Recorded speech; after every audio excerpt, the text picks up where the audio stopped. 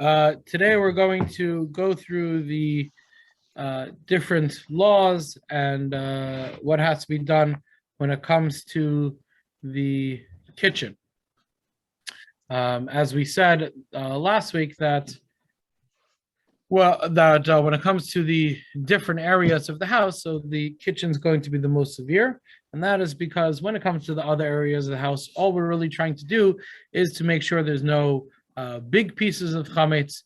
If there's little, if there's just crumbs, so really the prohibition of owning chametz may not apply to it, even if it does apply to crumbs. We can nullify the crumbs. Really, the only reason why we have to get rid of chametz at all, we can't just nullify everything, is because if you have a large piece of cake, if you have a significant piece of chametz, we're afraid that maybe you really want that piece of chametz, and therefore you're not going to properly nullify it. But when it comes to a big piece, but when it comes to little crumbs, so once you nullify it, you pretty much be covered for that. But when it comes to the kitchen, therefore we have a more severe problem, because there the halach is that chametz is aser b'mashu. That if you have one drop of chametz that falls into your food, that get mixed into your food, then it is not nullified. All the food becomes prohibited. So since all the food becomes prohibited, we want to make sure that there's absolutely no chametz getting mixed in with our food. Okay, so we'll go through the different parts of the kitchen. First, when it comes to not the kitchen itself, but it comes to the different vessels within the kitchen. So if you want to kosher your pots, pans, frying pans, silverware, all that in general could be koshered. The one exception to that would be if you have something which is covered in Teflon. Teflon, there's a big question whether it could be koshered. So therefore, a Teflon pan should not ideally be koshered. But when it comes to anything else, it should be koshered. Plastic also, there's a suffix. There's someone of a machlokas about koshering plastics. Therefore, especially for Pesach, it is better to avoid koshering plastic. But anything else could be koshered unless you're not really able to get it clean, right? Sometimes you have things that you can't really get super clean if they have cracks in them. So therefore, there's spaces that you can't really get to. So therefore, those things should not be koshered as well. We all know that when we check for chametz, so we take a bag and a feather, which presumably is some kind of represents some kind of broom, and we also take a spoon. So why do we take a spoon when we check for chametz? So actually, Rabbi Heinemann said that the reason he believes why people have come to do that, it really has nothing to do with bedikas chametz. He said in general, when people were getting ready for Pesach, they would kosher all of their pots and pans. Right today, we can buy things, pots and pans, for relatively cheap. It's not a huge expense. And therefore, we could buy new pots and pans. It's usually much easier than koshering everything, just to buy new ones for Pesach. But in those days, things were a lot more expensive, and people didn't just buy new pots and pans for Pesach. So they would kosher everything. But what couldn't you kosher? If you had a wooden spoon, you couldn't kosher that, because when you have a wooden, either a wooden any type of wooden thing, eventually the wood starts to separate a little bit, and chametz get into the cracks. So therefore, you can't really kosher it. So all their other pots and pans, and all their other utensils, they would kosher. The wooden spoon they can. So when they burn the chametz, they would burn the one wooden spoon they have, the two wooden spoons we have. So that was part of the burning of the chametz, and then. He said somehow that crept up into checking for chametz as well, and that's why people do that today. At least that's his counting of it. But either way, the point is that when you have things which have those cracks in them, which have hard to get to spaces, those things can't be koshered. But anything else, again, besides for the materials that we mentioned, could be koshered. Earthenware also cannot be koshered, but anything else could. You don't necessarily have to burn it. You can sell it. You don't have to get rid of it. You can sell it even if there's chametz in there. Truth is, you don't even really have to sell it if it's clean. You don't really have to sell it. But Again, but if you would like to kosher anything, Kiddush cups, sometimes people don't have an extra Kiddush cup for Pesach, so that all that can definitely be koshered. And the general rule about koshering is that the way it was used, that's how it's kosher. So really, there's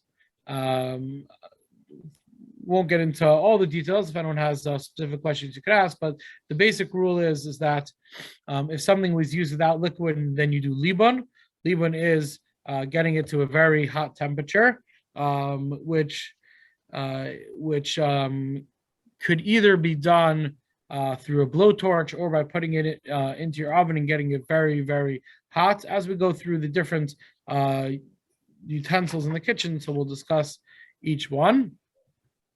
If something was used with liquid, then you could do hagala. Then you could do hagala, which means you put it into boiling hot water. And the rule with that is if it was used directly over the fire, then it has to be when you're putting it in something that is boiling. So it has to be put in the boiling thing directly over the fire. Also, it should be perfectly clean and not used for 24 hours. So let's say you wanted to use, you had a small pot that you wanted to kosher. So you could you take a larger pot, either a Pesach pot, or you take a chametz pot if you're going to kosher with a chametz pot. So then you should first kosher the pot. So what you would do is you would fill the pot up with water. Really, you drop something into the pot so it spills over a little bit. Also, it can get a little messy, and then it koshers the top and the sides as well. Now that pot is kosher for Pesach. And now you empty out that water, refill it with water, and then you can kosher anything you want for Pesach. So again, if it's something that was used in a kli as a kli rishon, if it was something that was used directly on the fire, again like a pot, so then you'd have to put that in a pot on fire. If it was only used as a kli sheni, if it was only used as not on the fire, it was only used off the fire. So then you could. Instead of putting it in water that's on the fire, you could do that as well, but you don't have to. You could also just pour the boiling hot water over it. That would work as well. Okay. And if you're koshering, also one thing to be, a couple, again, there's a lot that we won't be able to get to. But first of all, when you're koshering something, you don't have to put it all in the koshering pot at the same time. So let's say you have a pot and you want to kosher it, so you're going to put it into a larger pot, but the whole thing doesn't fit in. So you could put it in half, take that part out, turn it around, and put it in the other pot. That definitely works. When you're done koshering, you should rinse it off immediately. Rinse what off? The pot that you kosher, whatever you kosher, you're supposed to rinse it off with cold water. And because why? as long as it's still hot, it might touch something else that's chametz. So you quickly cool it down. Okay. Yeah. Okay. Okay. What about and things which are generally only used in for cold? So there possibly they don't even need koshering if they were only used for cold. There are other methods of that as well. Okay, let's get to the different parts of the kitchen itself. So I would say when it comes to the kitchen also, we could break it down into a couple different parts. We have the parts of the kitchen where are exclusively cold. We have the parts where you use hot food, but are not necessarily for cooking, like a sink or a countertop. And then we have the actual cooking appliances. So when it comes to things which are exclusively cold, the main thing is to get it as clean as possible. So for example, when you have your fridge, your freezer, you want to make sure to clean them as clean as possible.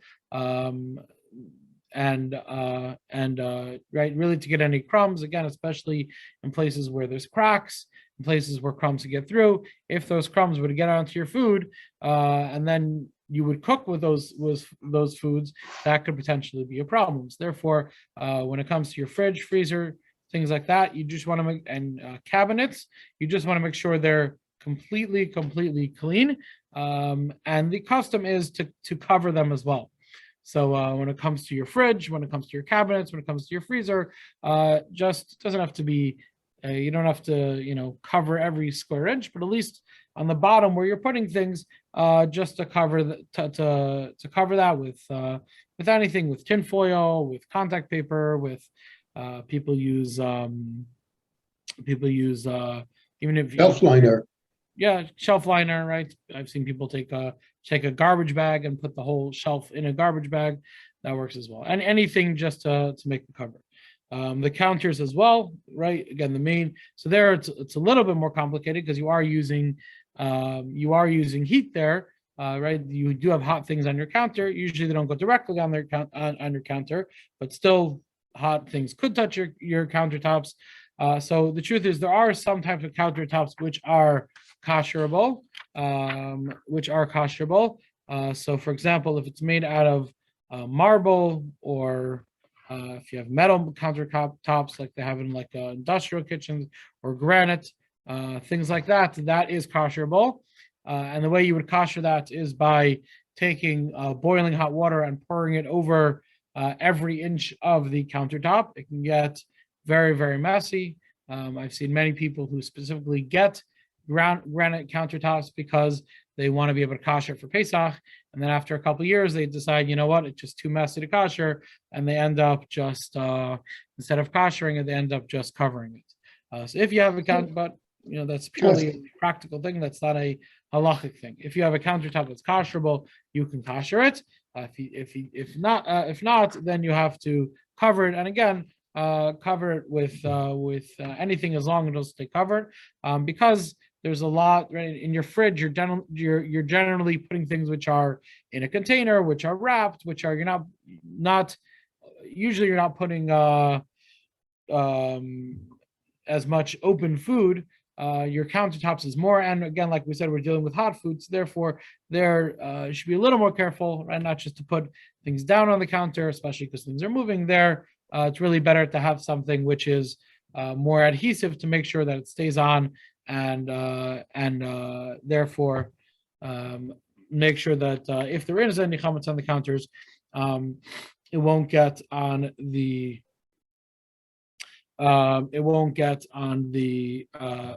food. When it comes to your thing, yeah. Rabbi, if we go back to the freezer, Sure. So covering the freezer like racks, I mean, everything's inside freezer bags, and if you cover the rack itself, it could like hurt the air circulation in the freezer. Right. Yeah. So right. So if you're going to cover the rack, so you can put, you can poke holes, and let's say you're lining it with tinfoil or contact paper. So because the racks are there for ventilation, you could put holes. In the covering as well. Again, technically, you're right. If everything that's in the freezer is anyways wrapped, so technically it's not really necessary. You just want to make sure that you're getting it very, very clean. Okay. When it comes to your sink, so your sink is also a place where you do have hot food, you have hot water, you're washing dishes. You can put hot food in your sink, you pour hot liquids into your sink. So your sink there, again, we have to be more stringent. And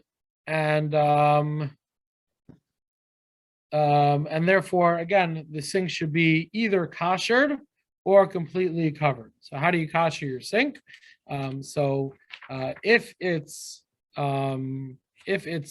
metal, then you can kosher it. So you can either do that by taking hot water and again pouring it over every inch of the sink. Some are stringent. There's a concept called Evan Meluvan, which means that since sometimes you're putting solids and in hot solids into your sink, or they could touch your sink, and without getting into all the details, but basically hot solids could sometimes be considered to be a kli rishon, even if they're not on the fire. So therefore, some opinions don't like just koshering it by pouring boiling hot water. So they suggest either using a blowtorch or using which, you have to a little bit know what you're doing. You have to be careful. You don't want to ruin your sink, and you don't want to hurt yourself.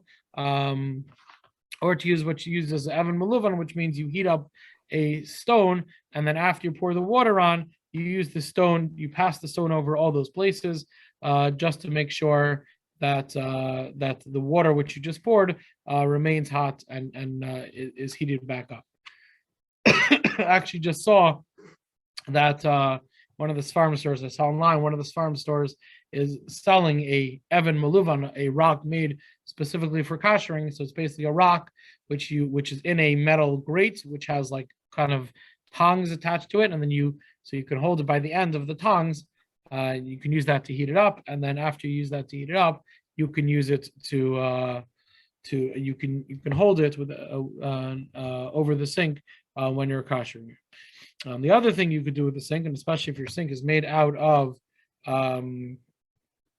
something that can't be koshered, like porcelain, so then you could just cover your sink. They do sell these sink inserts, which are basically, it looks like a huge wash bin with a drain like you have for your sink. So therefore, that way your sink is completely covered with that. If you're not able to get that, you can make your own. You can take a dish bin, put it inside your sink, and poke a hole in the bottom for it to drain out. Or you can cover it. You can cover it with tin foil or with contact paper, because it's getting very wet. So you just have to make sure to put it on. Usually, if you do a couple layers, then it will stay. And then, right, if you just do one layer, it could come off. So you want to do a couple layers of heavy duty foil, a couple layers of contact paper, and then usually it will stay at least till the end of Pesach. You can cover in that, or any other creative way that you can use to cover the sink. You could do that. And then also, you should get, for the bottom of the sink, you should get some kind of sink rack. So you're not putting things directly in the sink. It's going on the sink rack instead of directly in the sink. So if you kosher this, Ask question. so if you kosher the sink just with the boiling water and you don't have the stone, and you have a sink rack, and you wash all your dishes inside a dish pan that you put on top of the sink rack, are you okay? Yeah, then you're okay, because right, the sink rack is the sink rack, and the dish pan is basically, and that means you're not touching the sink directly. Yeah, so that would be okay. Okay. But the dish pan, it's not like a thing that sits a liner in the sink. You just put it in when you're washing dishes. Right. Yeah. But Okay. but while you're washing the dishes, it serves as a separation between the dishes and the sink. And the sink, yes. Yeah, and that's the point, right? If you're not touching the sink, then right, the sink needs to be covered so that nothing touches the wall of the sink. So while you're washing your hands, or if you're holding a dish in your hand, it doesn't matter that the sink's not covered, right? We're covering it so that nothing touches the side. So if while you're washing dishes, you put in a dish pan, so then that's not going to be a problem. Yeah. Okay. When it comes to things like dishwashers or microwaves, there's many different opinions. I do not personally suggest koshering dishwashers or microwaves for Pesach, and as hard as it is, we can live for a week without a dishwasher or without a microwave. That's my. When people ask if we have a dishwasher, I always say, yes, we do. I'm just not automatic. There you go. Okay. Okay, so we covered dishwashers, microwaves, sinks, countertops, fridge, freezer. Okay, now when it comes to your oven and your stove, so it depends on what type of oven or stove that you have. The easiest type of oven is a self-clean oven. If you have a self-clean oven, very easy. You just turn on the self-clean, that koshers it. I believe it gets to about when you use the self-clean function, I believe it gets to over 1,000 degrees Fahrenheit, which I believe is around 450 degrees Celsius, if I'm correct. I'd have to look that up, but either way, that's considered. Your math is not right there. Huh? Your math is not right. Yeah, so somewhere in that neighborhood, maybe 400, maybe. No, it's higher, because The ratio is 550 maybe. 9/5. It's 9/5 of, so if you have 1,000 Fahrenheit, So more than 1,000. I don't remember the exact numbers, but the point is, definitely gets very hot. That's considered a Libun Gomor. That's considered a complete Libun. It would be no different than blowtorching, and that will kosher your oven. And then the racks also, make sure to leave the racks in while you're self-cleaning it. I once self-cleaned my oven. I take it out the racks, I think, to clean the oven, forgot to put them back in, right? So then the racks are not kosher. You want to make sure to leave the racks in. And then the other thing you want to do is, it doesn't a necessarily... plan B, Rabbi, Huh? you get Pesach racks. Yeah, you could do that as well. You could do that as well. You can get Pesach racks. It also doesn't clean the door so well. So when it comes to the door, you should clean the door before you self-clean it. You should clean the door, especially around the gasket. A lot of times food can get stuck in there, and you want to make sure to clean that part out very well with Easy Off or something like that. Also, this is not necessarily a kashrus thing, but in general, first of all, when you're self-cleaning ovens, if there's a lot of grease, it could start a fire. So you want to make sure you may want to clean the oven somewhat before you kosher it, just so it doesn't start a fire. Also, ovens are notorious for breaking during the self-cleaning cycle, and therefore, many a times it's happened that people self-clean their ovens right before Pesach to kosher it, and then it broke, and then you're stuck without an oven a couple days before Pesach. So especially if you kosher earlier, you have a couple days, or just something to think about, something to make sure you're aware of. If you don't have a self-clean oven, so then there are different opinions. Some opinions say that if you don't have a self-clean oven, so then you either should cover all the food that you're cooking, you should have all the food covered, or you should, they sell these like oven inserts where it's like a metal box that you put in your oven because you can't really kosher your oven, or you blowtorch your oven. That's the opinion of Moshe Feinstein, but in general, people are lenient. And even if you don't have a self-clean oven, if you just turn it on the highest for about an hour, so then you're covered with that.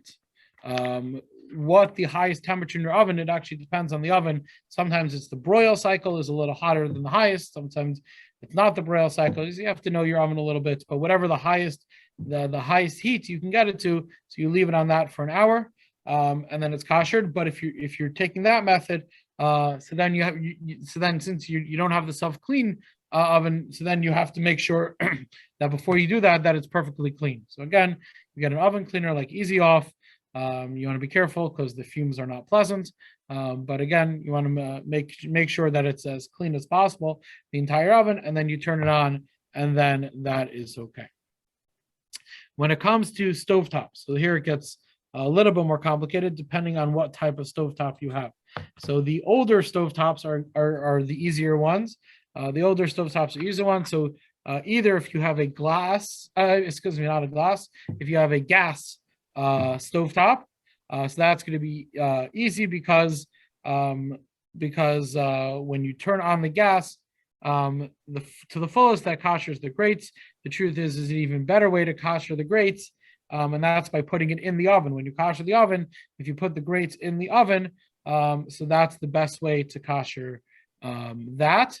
And then the rest of the oven, the rest of the stovetop, you should cover. So you take off the grates, you cover everything else, and then you kosher the grates, and then you put the grates back on. That's when it comes to a gas stove. When it comes to an electric stove, so the electric, not the glass top electric, the regular electric where you have the coils, which turn red hot, which you put the stuff directly on. So the coils themselves are, as soon as you turn it on and it's red hot is Libun Gomor. That's considered absolute Libun. So therefore the coils themselves are koshered like that. And everything else should either be, if you have the drip pans, I think that if you put them in the oven, they'd probably melt. So those you should not probably not a good idea to put them in the oven. So you can either cover those, or they're not that expensive. You can get new ones for pretty cheap. You can just get new ones for Pesach, and then that's covered. And then the rest of the area of the stove, because you might have things that splash on it, you might have things that touch it. So therefore, the rest of the stove should be covered. So that's a gas stove, and that's an electric stove. When it comes to a glass top stove, so that's a little more complicated.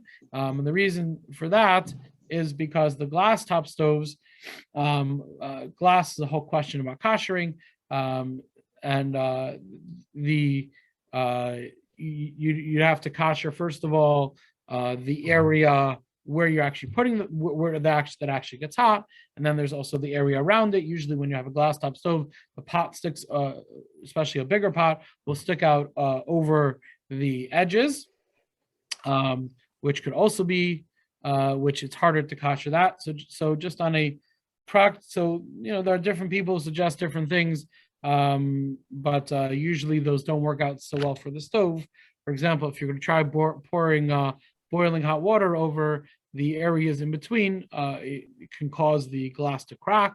If you try covering the glass in between the burners, also it can crack. So this is what I personally suggest, is that you clean it as best as possible. I'll give you my $1 million tip for cleaning glass top stoves, is if you get a pumice stone, right, that thing that you use for your feet. So that actually does wonders for glass top stoves. I've had glass top stoves for many years and spent many hours and trying every trick online on YouTube, how to clean a glass top stove. And I can personally tell you that none of them work. But if you get a pumice stone, it gets all the black stuff off. It gets everything off very easily. I got that from a cleaner I once hired to clean my house, and it was worth every penny I paid him to clean my house. So that'll get it very, very clean without scratching the glass. But then still, it's not really. Then you turn on the burners, so at least that part is koshered. But since the area outside is not koshered, so what you do for that is you should get a some kind of metal piece which you can place directly on the stove, and which will lift the pot off the stove, so it's not directly on the stove. So I actually have at home, if you know anyone who needs. You basically get these washers. They're about maybe 6 inches in diameter, I think about something like that, and they're about 1/8 of an inch thick or 1/4 of an inch thick. And then if you put those on the stove, so then when you put the pot down, the pot is not touching the glass at all. The pot is only touching the washer. It does affect the cooking slightly. It might take things slightly longer to heat up, but it doesn't really affect it in a stronger way. And then you don't cover everything. Again, you just get it perfectly clean. You turn on all the burners full blast, and then you just put these washers down and be extra careful to make sure, that nothing actually touches the stoves. That's what I suggest for glass top stoves. Okay. When it comes to, I think tables and chairs we discussed last week, you want to clean them and cover the tables. If you have tablecloths or towels that you use for chametz that you want to use for Pesach, you can do that. Just wash them with soap and hot water. We're talking about not plastic tablecloths, but cloth tablecloths, towels. If you wash them on the hot cycle with laundry detergent, so then they're kosher for Pesach. If you have other things which may be on the table, may have gotten chametz, we're not necessarily using for food. So, for example, let's say you have your candlesticks. So you don't have to kosher them. Just make sure they're clean, especially if you keep them on the table, on the chametz table. Just clean them, and then if you want to wash them on Pesach, don't wash them in the Pesach sink, because if you previously washed them in the chametz sink, then if you wash them in the Pesach sink, that could be problematic. But again, you don't really need to kosher them because you're not eating off them anyways. One question I get pretty often is, what about koshering a hot plate? So you can't really kosher a hot plate. It doesn't really get hot enough to kosher. But what you could do, right? We discussed in general, whenever you want to take something from Chametz to Pesach, you either kosher it or cover it, right? The stove, obviously, especially where the fire is, you can't cover it. So there we're koshering. But a hot plate you could kosher, you could cover. So if a person wanted to use a hot plate for Pesach that they use for chametz, they could do so. Just make sure it's clean. Turn it on maybe to get it hot, to get it clean. And then if you double cover it with tinfoil, you make sure it's tight so that nothing's going to get through. So then you could use your chametz hot plate for Pesach. Okay. Toaster oven should not be koshered. Warming drawers, if you happen to have one, should not be. We mentioned before things which have like holes in them, like a wooden spoon shouldn't be koshered. Same thing would be for cutting boards.